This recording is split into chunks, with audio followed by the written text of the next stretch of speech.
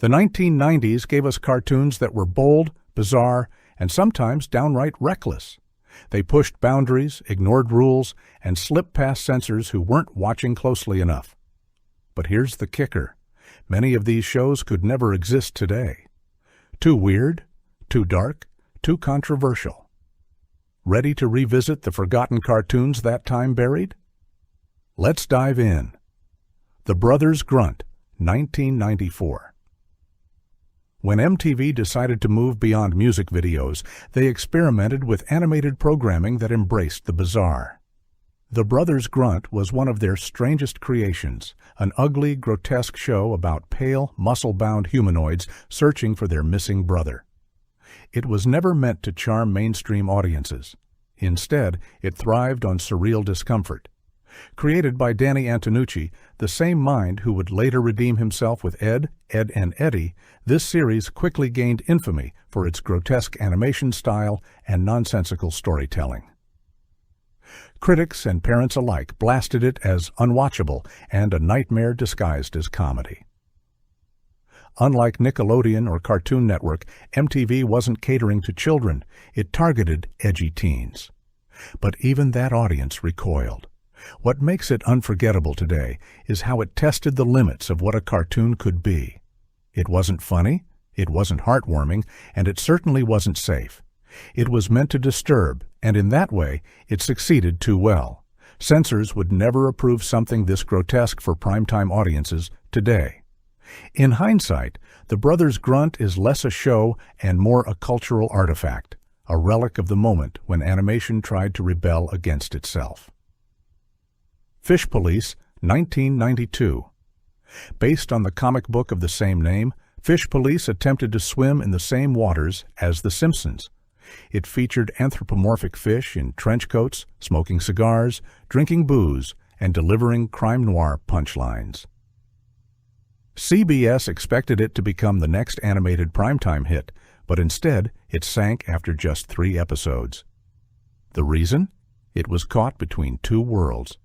Too adult for kids, but not sharp enough for adults, it confused its audience. With sexual innuendo, mob bosses, and femme fatales all underwater, it was simply the wrong idea at the wrong time. Parents' groups weren't pleased either, as it aired during family-friendly hours. Today, a show filled with gangster fish, flirting and gambling would likely never clear broadcast network standards. And yet, in its failure, it predicted the future of adult cartoons like Family Guy and BoJack Horseman. Fish Police is remembered as a flop, but also as proof that the 90s were willing to risk everything, even letting mobster minnows light cigars on primetime TV. Capital Critters, 1992. When the Gulf War, drug epidemics, and political scandals dominated the news, animation decided to get serious. Enter Capital Critters, an ambitious ABC show about mice, rats, and cockroaches living inside the White House. On paper, it was an edgy, political satire. In practice, it was a confusing tonal mess.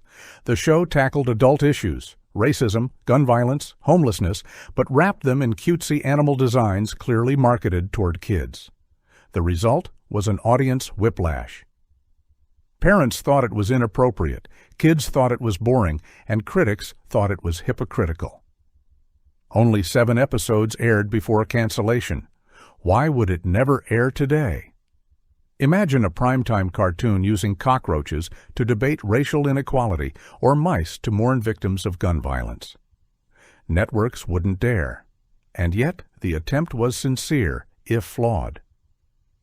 Capital Critters stands as a reminder that sometimes, when cartoons try too hard to be serious, they risk losing everyone in the process.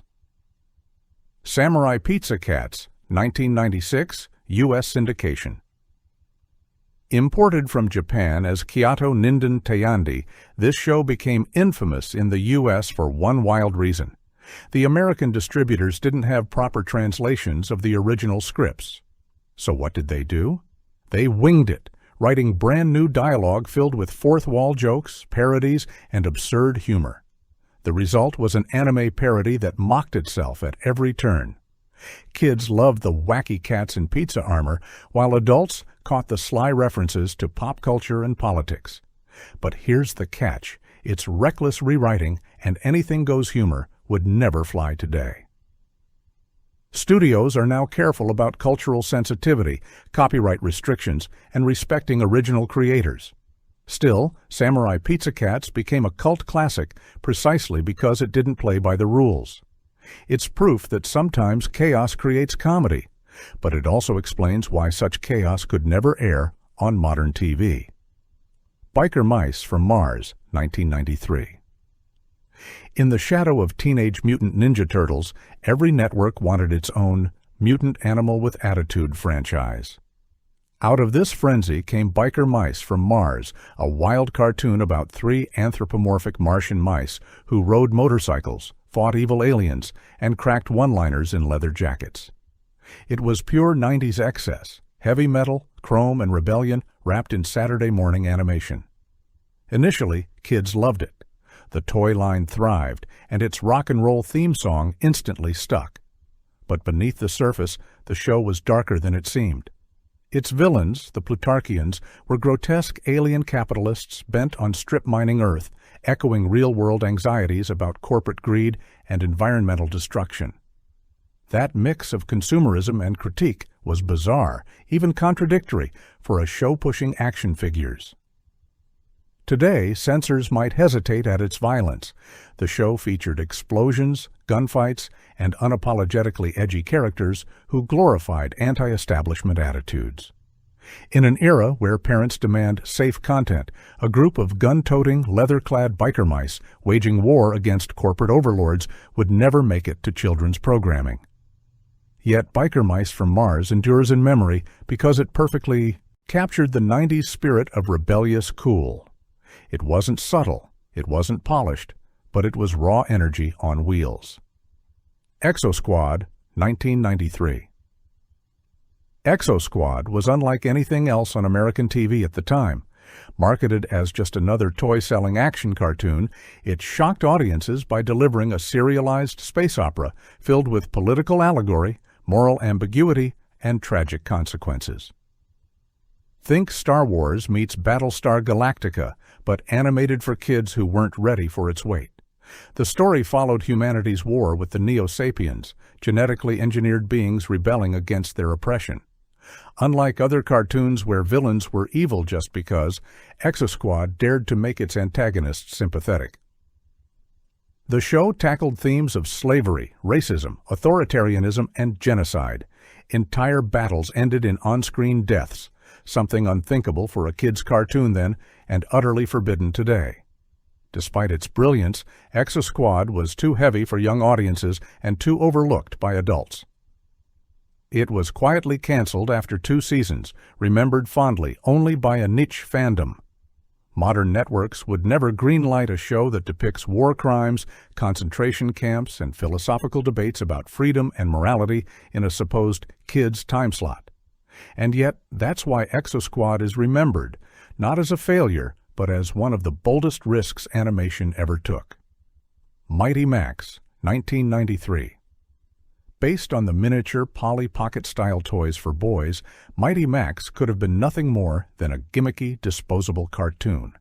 Instead, it became one of the strangest and darkest kids' shows of the 90s. The story followed a boy who inherits a magical cap that lets him travel through dimensions, joined by his Viking guardian Norman and the wise owl Virgil. What made it unforgettable wasn't the premise, but the tone. Episodes dealt with ancient curses, apocalyptic prophecies, and monsters ripped from horror films. The stakes were deadly serious, characters died, worlds collapsed, and the finale ended with a literal time loop resetting the universe, hinting that Max's victory was temporary at best. Kids were enthralled, but parents were alarmed. This wasn't light-hearted adventure, it was dark mythology dressed up as Saturday morning fun. The violence, nightmare imagery, and grim endings would never pass today's broadcast standards for children's programming. Looking back, Mighty Max is proof that sometimes the strangest toy tie-ins accidentally stumble into brilliance. It's a reminder of when even kids' cartoons dared to explore existential horror. The Tick, 1994. When The Tick hit Fox Kids, it was unlike anything else. A parody of superhero culture, it mocked the absurdity of tights and capes storytelling while still celebrating it. The Tick himself was a clueless, overly enthusiastic superhero with a booming voice, accompanied by his timid sidekick, Arthur, a former accountant in a moth suit. The show thrived on meta-humor, surreal villains like Chairface Chippendale, and endless fourth-wall gags. Kids laughed at the slapstick, while adults appreciated the satire. But that's also why it could never air today. The show regularly poked fun at corporate trademarks, mocked public figures, and slipped in jokes that skirted censorship. Its irreverence feels ahead of its time, almost like an animated Deadpool for kids. But modern networks, cautious about lawsuits and political correctness, would never allow such unchecked parody in a children's block. Even though it only ran for 3 seasons, The Tick lives on as a cult icon, a reminder that satire, when done right, can be as heroic as the stories it mocks. Street Sharks, 1994. If the 90s had a formula, it was simple. Mutant animals plus extreme sports plus attitude equals instant cartoon. Out of this formula swam Street Sharks, a wild attempt to cash in on the Teenage Mutant Ninja Turtles craze. 4 brothers transformed into humanoid sharks, cruising through the city streets, fighting villains, and chewing through concrete with their gnashing teeth. On the surface, it was a hit with kids. The action figures sold well, and the catchphrase, "They're jawsome," became playground legend. But beneath the hype, the show was criticized for being nothing more than a loud, violent toy commercial. Its villains were grotesque mutants, its storylines repetitive, and its entire existence fueled by marketing more than creativity.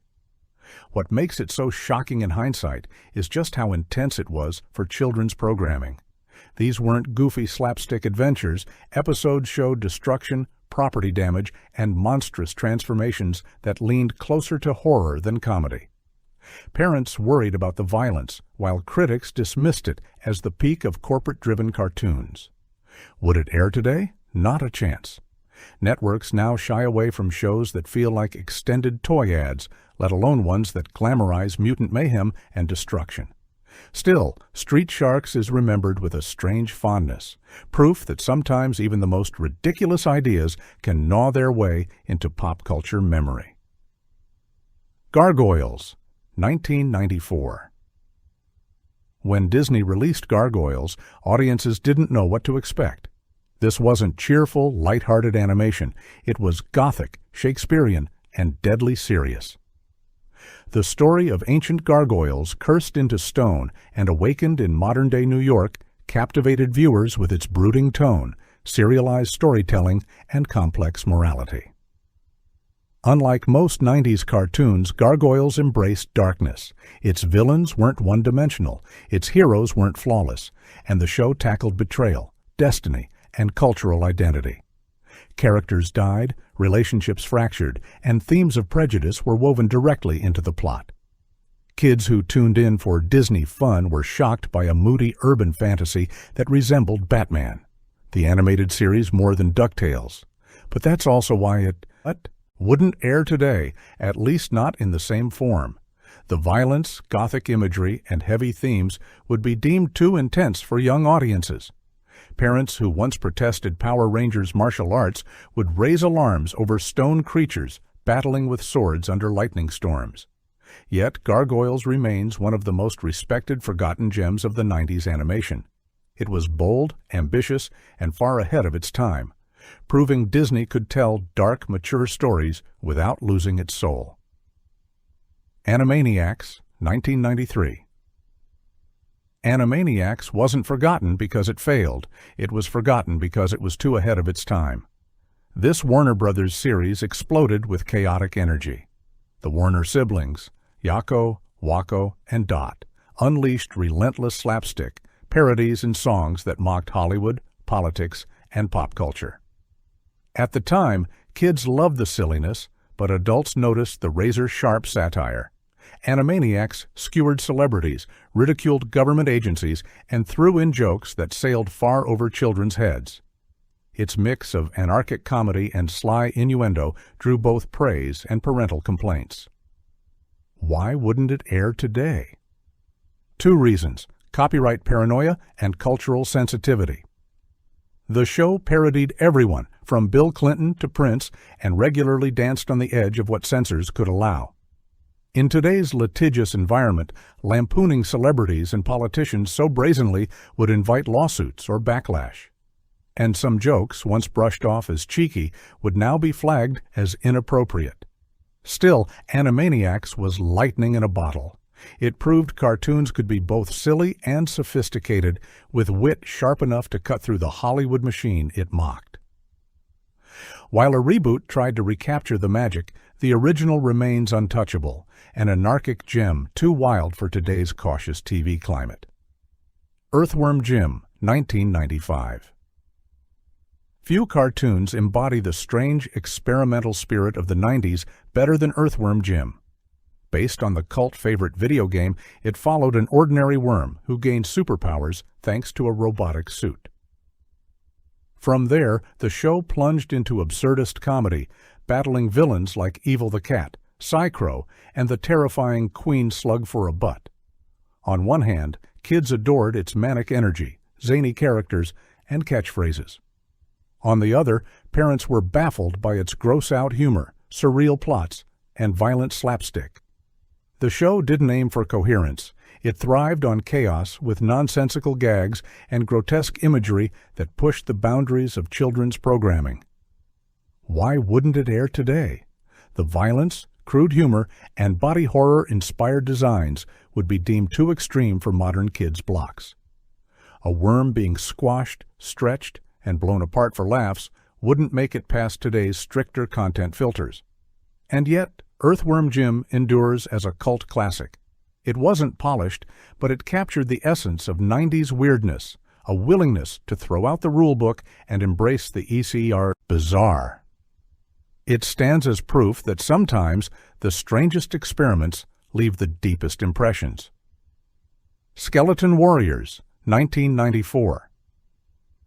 In the mid-1990s, networks couldn't get enough of dark fantasy cartoons. Skeleton Warriors emerged as a bold experiment, a gothic action series where heroic humans battled terrifying undead soldiers led by the villainous Baron Dark. Unlike other shows with quirky animal mascots or comedic relief, this one leaned hard into nightmare imagery. The premise was surprisingly grim.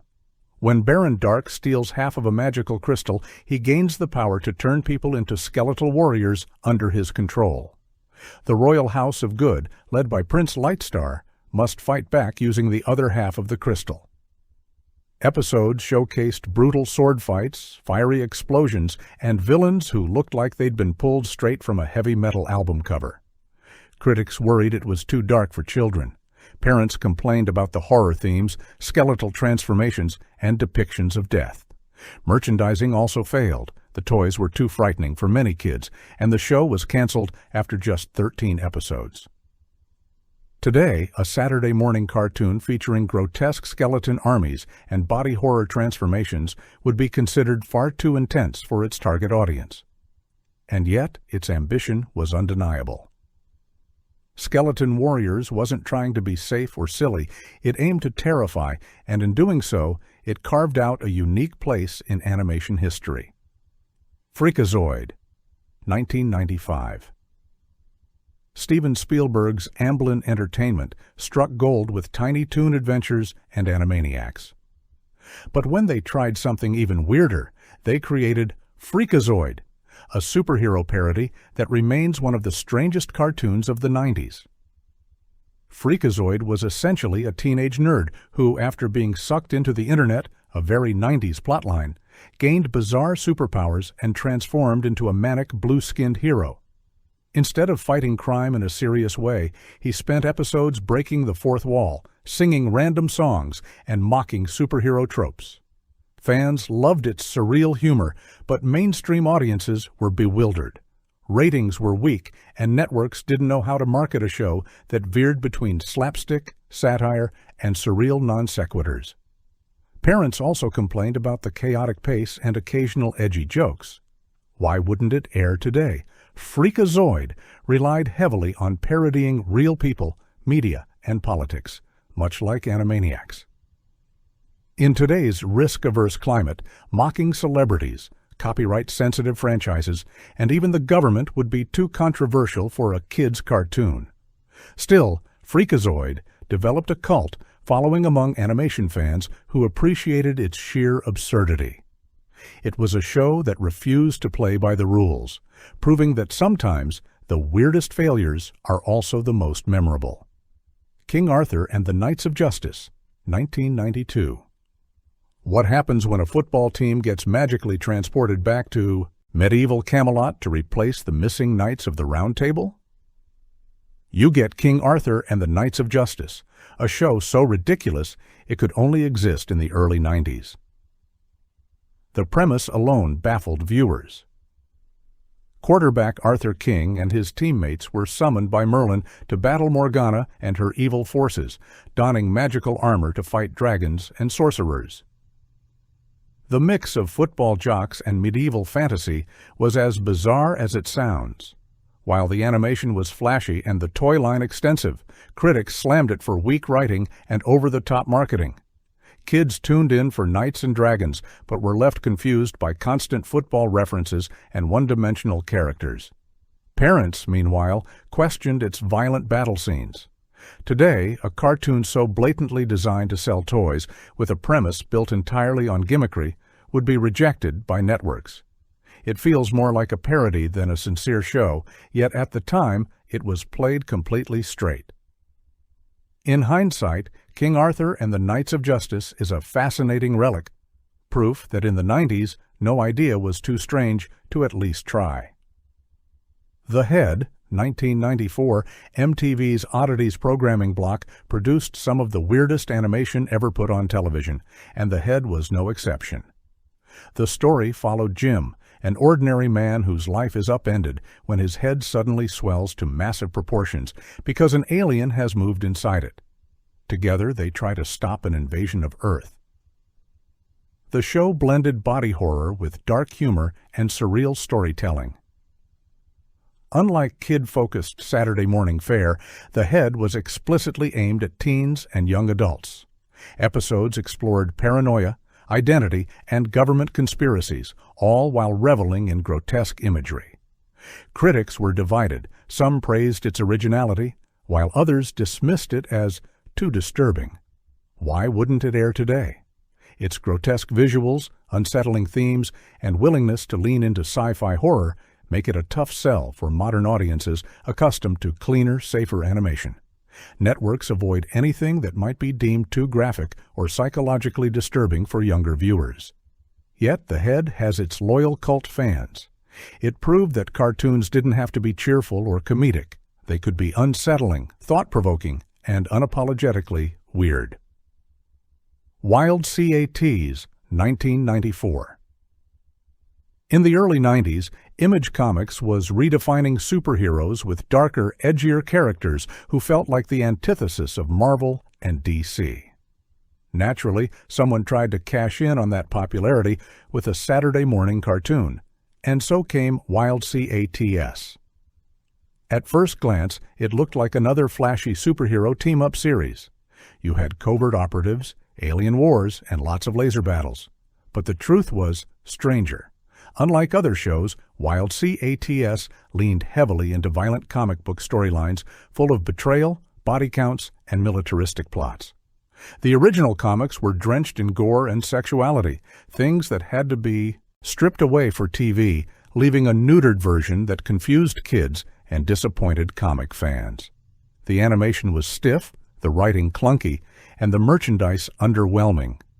Critics noted that it felt like a corporate attempt to ride the wave of X-Men, the animated series, but without the nuance or care.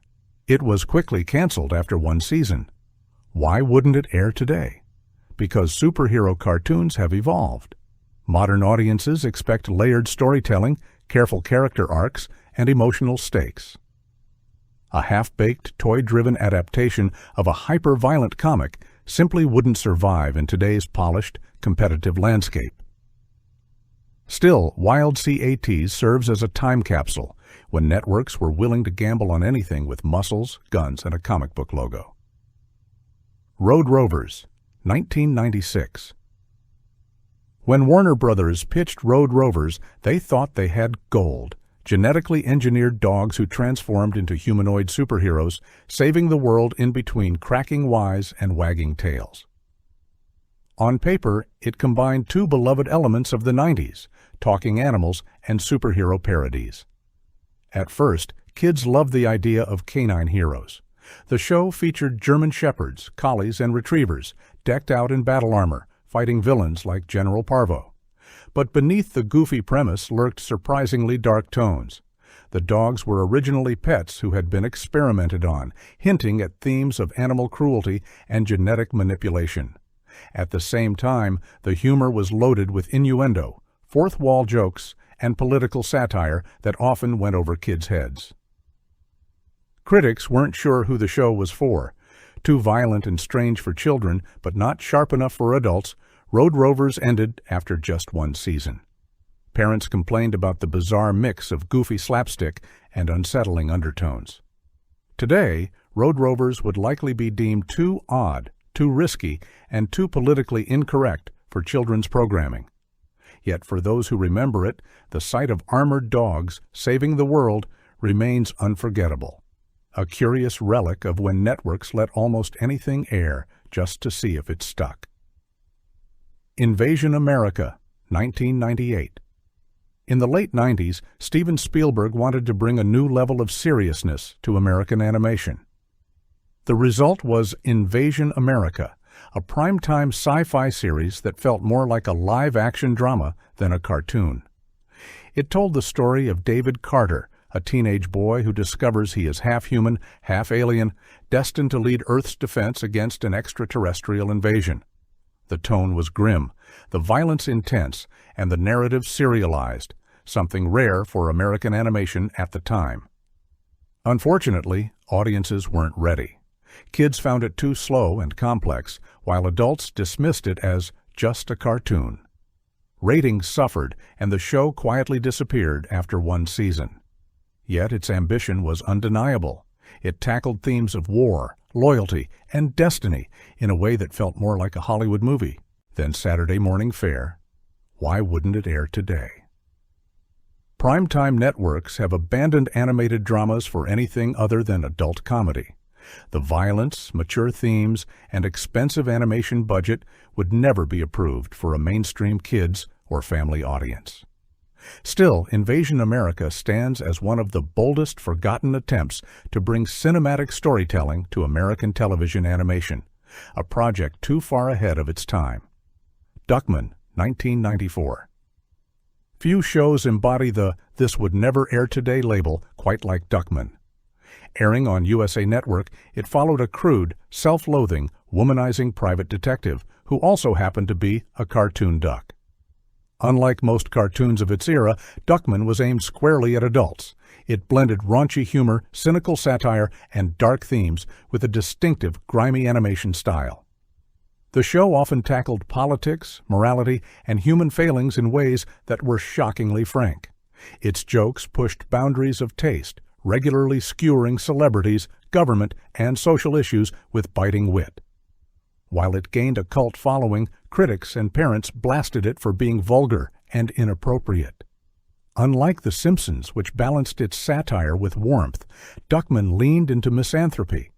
The protagonist was deliberately unlikable, which made it brilliant for some and unbearable for others. Today, a show this edgy would struggle to find a home. Networks are far more cautious about politically incorrect humor, and audiences less tolerant of protagonists designed to offend. Still, Duckman was groundbreaking in its own way. It dared to be ugly, mean, and brutally honest, showing that animation could be a tool for adult commentary as sharp as any live-action satire. The 90s gave us cartoons that were bold, strange, and fearless, shows that pushed boundaries in ways unthinkable today. Forgotten by networks but etched in memory, they remind us of a time when animation dared to take risks. Which one do you remember most? Like, subscribe, and share your thoughts below.